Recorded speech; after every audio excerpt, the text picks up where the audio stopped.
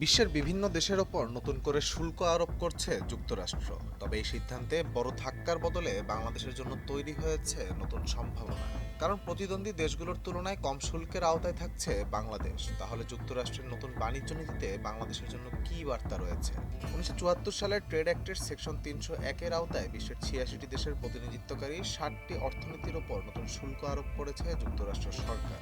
জোরপূর্বক শ্রম ব্যবহারের অভিযোগে তদন্ত শেষে এর সিদ্ধান্ত নেয় দেশটির বাণিজ্য প্রতিনিধির দপ্তর, ইউএস ট্রেড রিপ্রেজেন্টেটিভ বা ইউএসটিআর। ওয়াশিংটন সময় 24 জুলাই রাত 12টা 1 মিনিট থেকে কার্যকর হওয়া এই ব্যবস্থায় শুল্ক হার নির্ধারণ করা হয়েছে 10% থেকে সর্বোচ্চ 12.5% পর্যন্ত।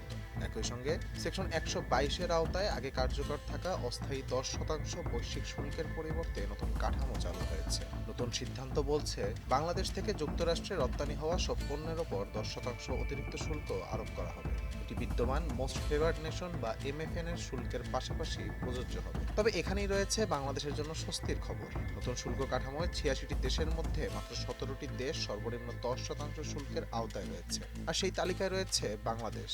অন্যদিকে বাংলাদেশের প্রধান প্রতিদ্বন্দ্বী তৈরি পোশাক রপ্তানিকারক দেশ চীন, ভিয়েতনাম ও থাইল্যান্ড সর্বোচ্চ 12.5% শুল্কের আওতায় পড়েছে। ফলে যুক্তরাষ্ট্রের বাজারে এসব দেশের তুলনায় বাংলাদেশের প্রতিযোগিতামূলক অবস্থান আরও শক্তিশালী হওয়ার সম্ভাবনা তৈরি হয়েছে।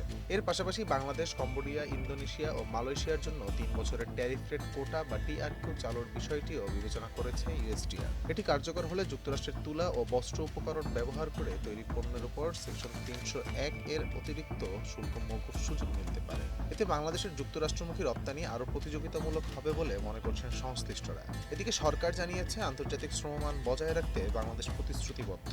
একই সঙ্গে রপ্তানি খাতের টেকসই প্রবৃদ্ধি নিশ্চিত করতে আন্তর্জাতিক মান অনুসরণ এবং সক্ষমতা বৃদ্ধিতে উন্নয়ন অংশীদারদের সঙ্গে ঘনিষ্ঠভাবে কাজ চালিয়ে যাবে।